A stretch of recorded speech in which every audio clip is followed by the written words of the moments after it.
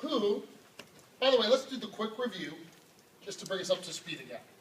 And who remembers what week 1 was about? What was week 1's lesson? Does it say, Melissa? It was about unpacking your suitcase, figuring out what's in your suitcase. And we had a lot of fun with that lesson, but it was where we figured out what was packed in us, right? And the second one was what? Who remembers what last week's lesson was, Nico? About your story, sir. It was about your story. You guys are good. About telling your story backwards, figuring out what your strengths were, and remember that? We went through telling your story. I won't say too much so that if people watching didn't watch last week, they'll have to go back and watch it. But you guys know how to use your story to figure out what your purpose is. And then we said that this week we would actually talk about living our purpose. Now, what's neat about this one is, and it's why I wanted to talk to everybody in the room, because what's neat about this one is, honestly, as I was preparing it, I almost even felt like it almost even applied more to adults maybe than children in some cases. But then I also realized that everybody's got a job, even children. So where we're talking about career or profession, we're also going to talk about what that means for the kids in the group. Okay? Everybody understand? Yes, sir. Right. So the first thing is take your job and love it. Love it. Right? Take your job and love it. And this is the part where when I first was preparing the lesson, I thought the kids aren't going to be able to relate. They don't have jobs yet. But you do have a job, don't you, Natalie? You're a student. You're a student, exactly. Your job in school, then, if your job in school is to be a student, what are some of the things that it's your job to do well? Jared? Pay attention and learn, sir. Pay attention and learn. Good. Natalie? Keep up with your assignments. Keep up with your assignments. Good. Some other ones. Gabby? Being prepared for your class. Good. Bradley? Attending. Good point. Like, to anybody in this room, that sounds silly because you guys are all such good students. But believe it or not, there's some kids that don't go to class. Nico? Helping others who need help. Wow. That's above and beyond. Helping others that need help. I like it a lot. Nico, you know what? You're even, which doesn't surprise me, Nico, because you've been here since you were so little, but you are have transcendent abilities already. It's pretty, but you're already going forward in my lesson even, right? Because you're actually going to one of the ways where you take your job and make it exciting by helping other people. Good. What else? Respecting your teachers and the staff. Respecting your teachers and staff. Good. So, and this is all good advice. And the point of take your job and love it is that like when I was teaching last week's lesson, there was probably some adults sitting around going, yeah, but I've been working in my job for 15 years. That's all well and good and everything, but I can't just go out and chase my purpose today. So part of this lesson is talking about, one, loving where you are, and two, figuring out ways to still live your purpose where you are, even if you don't feel it's your highest calling. There's some ways to make it a higher calling.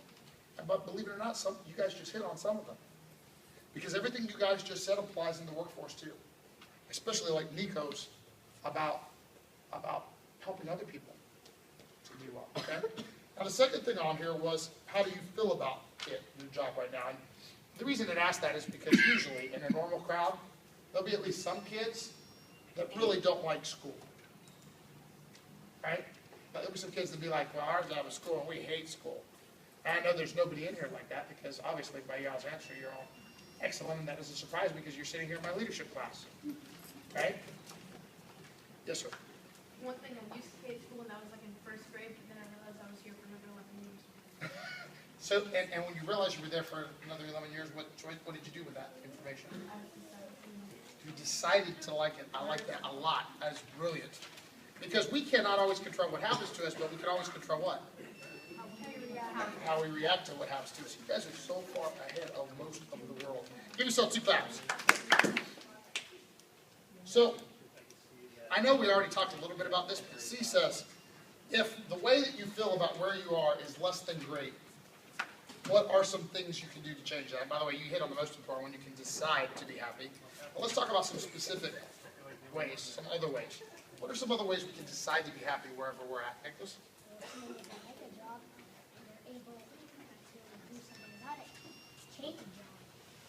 one way is you can start working towards changing your job. Or I recently heard a story from somebody in one of my professional developments where the lady was basically, she was at a professional development seminar, and she was crying about the fact that her job was mom, and she had to raise the kids. And her dream, her passion was she wanted to open a clothing store. So the person who is the teacher and says, "Oh, how do you feel about this?" And so she gets out of her that sometimes the mom is basically grumpy to the kids because she feels this way. So what she tells her is, she says, "Do you think you can dedicate an hour a day to that passion? Do you think you could begin to pretend and think about where would it be? What kind of clothes would I have? What kind of," right? And the lady gets all excited because she thinks, "Yeah, I could do that, and I would enjoy that." And then the teacher tells the student, she says, "And how do you think you'll feel, and how do you think you'll act towards your kids after that hour?" Right? So sometimes you have to just make some time to live your passion, to help feel better towards even the people around you. We're going to talk as we go through some of the other things that we do that help us to live our purpose wherever we're at, even if we're not going to change it. And by the way, not to change it is wrong. Sometimes change it is right, but sometimes you can't change it, okay? Before you change professions, and I think we already jumped ahead to this, you guys can probably answer it. Before you change professions, change your blank towards your profession. Nico? Attitude, sir. Your attitude towards your profession. You're brilliant, Nico. Yes, Natalie? Like how someone said like helping somebody and like the girl has been out for like 3 weeks, she's been really sick, and I've been using her stuff for her. That's awesome. I've been getting it from the winter and giving it to her. And by the way, I don't know if the camera can hear what you're saying, but the girl's been out for weeks and you've been getting the work from the teacher and taking it to your friend. And how does that make you feel? It makes me feel better because I know she's good. She's being more important. But I'm not taking her to it. Well, you feel really good about being able to help them, right? So that's a perfect example of how you can take wherever you're at and make it even a little more exciting. Number 3 says, what's in a brick? What's in a brick? That's not a scientific question, hands down. I'm going to explain to you what I mean by what's in a brick. I know you guys were about to give me the chemical composition or something of a brick. Let me explain what I mean. I'm holding a brick right now. I'm not really holding a brick. Maybe I should have got a visual aid. Is the brick good or is the brick bad? Good, it's some paperwork. Nicholas, bad? I can hurt somebody with it. That's bad. Jared? Depends on what you make of it and do with it, sir. Depends on what I make of it and do with it. You know, with this brick, you're right, I can hurt somebody or I can throw it through a car window. And then the brick is bad. But with this brick, I can build a hospital. Right? I could build a school like this. Or something else awesome where people are helped. Right? So everybody understands the analogy, right? That it's not the brick. It's what we choose to do with the brick that matters. Right? So 4 says what you do. And this is what we were talking about. So you're at school and you don't really like school, or you're at a job that you don't really like the job. But you know, you could be there, do your job, and you could still also choose to be a teacher, an encourager, a leader, an example. You can choose to help people in many, many different ways where you are at. Does that make sense? And by the way, you know how I talked about that thing about pretending? Let me tell you a secret. I was pretending that I had the job that I have today since I've been a little kid. I remember I started from the first time that I did the martial arts. I knew I would do this one day. And I would pretend all the time. And I would teach everybody that would let me. I remember my first dojo, I was like in 7th grade. And I had like 3 or 4 friends in the backyard that I would teach. Right? And then some of you know that I went on, and in the Army I taught in community centers the whole time that I was in the Army. And then they sent me to the University of Tampa to college. They sent me back here for college. And I had Spartan Taekwondo, my first business. I taught there the whole time that I was in college. And then I went back in the Army as an officer, and I taught the whole time, 8 years that I was an officer. And then one day in 2000, I actually got to open my first school for real.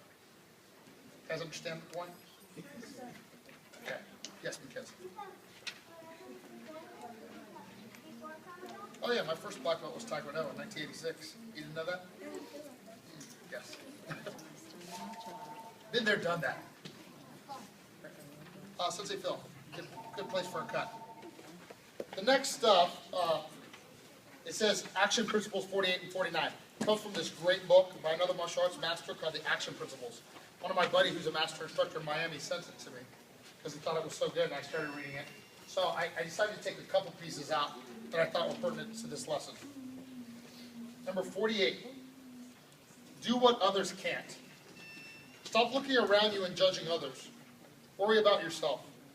Look inward. Remember, you don't become extraordinary by being ordinary. You're different. You're willing to step forward. You're willing to rise above.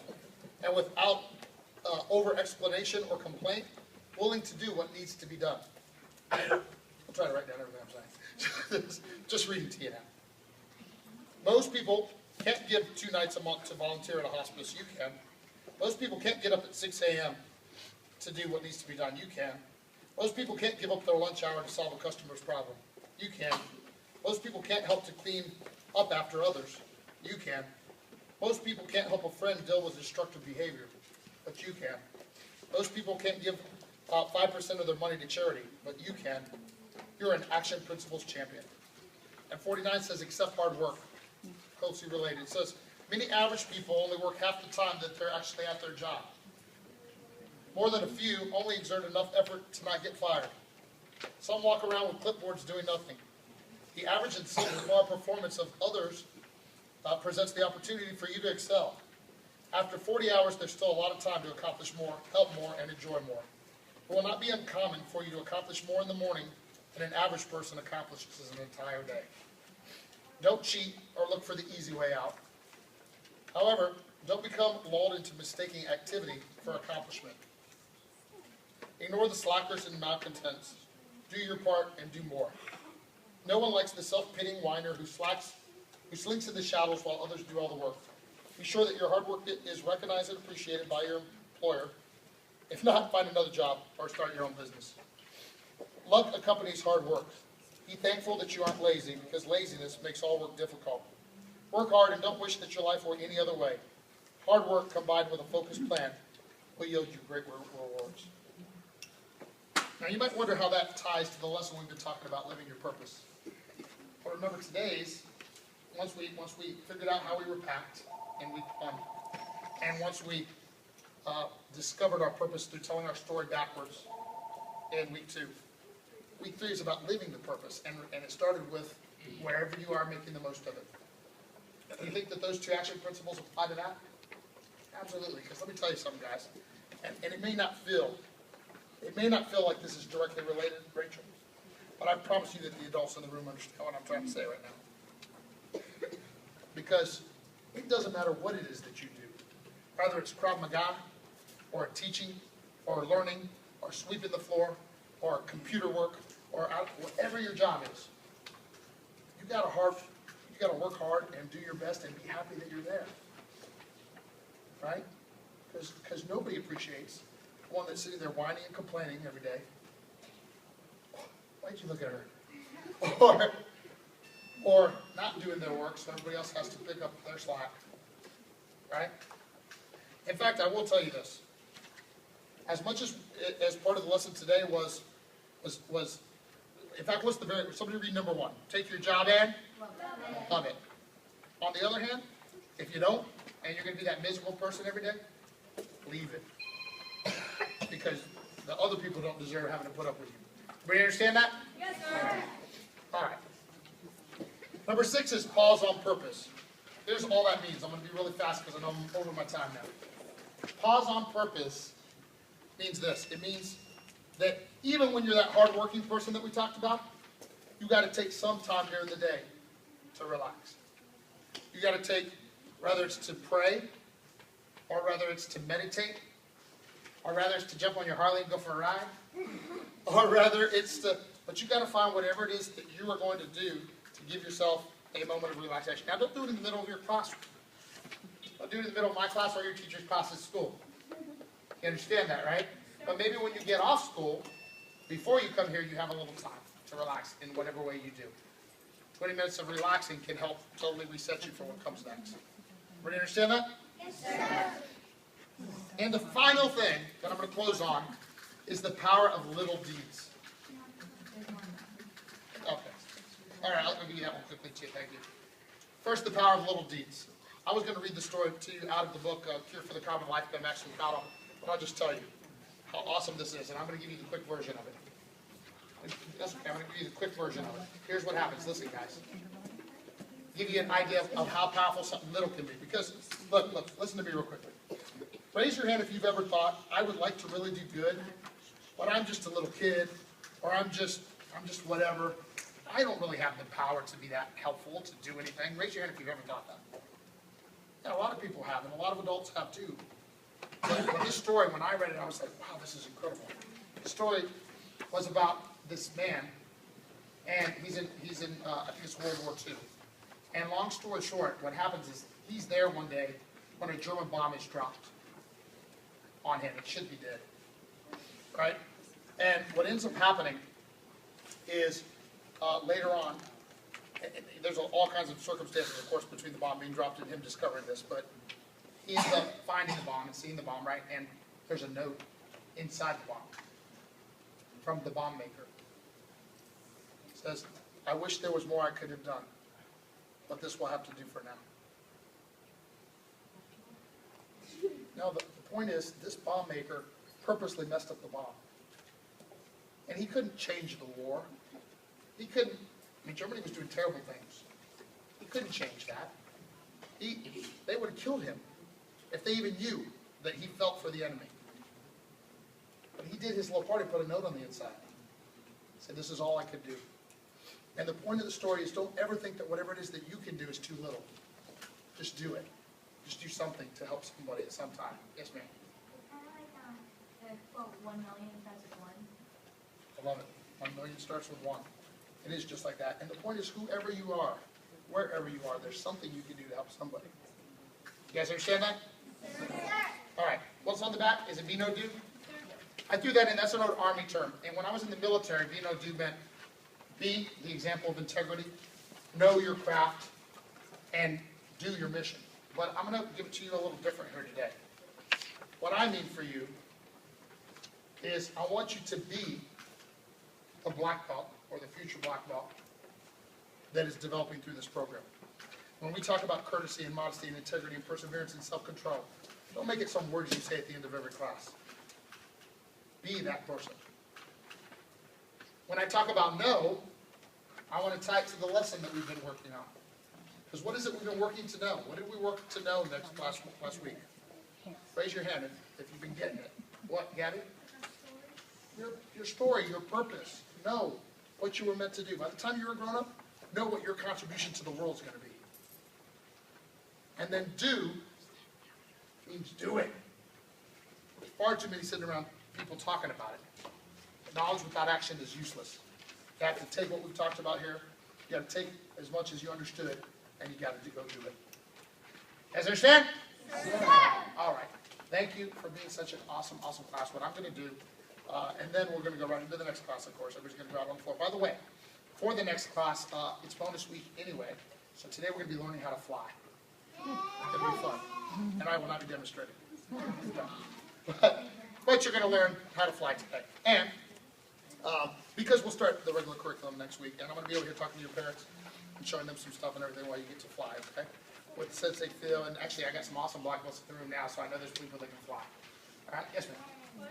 Fun sense of Gabby, she can be on the floor, it's doing good. Now, yes. How do you do that? Come here. Magic. I can help you fly really easily. Hi, so, Mackenzie, come here. Since I just picked on you, let me finish by showing the camera how awesome you are. Because you're only how old? 8 years old, but you've been here a while. And I bet you can do the end-of-class student creed awesome. Call them to attention, do the end-of-class student creed. Attention, attention!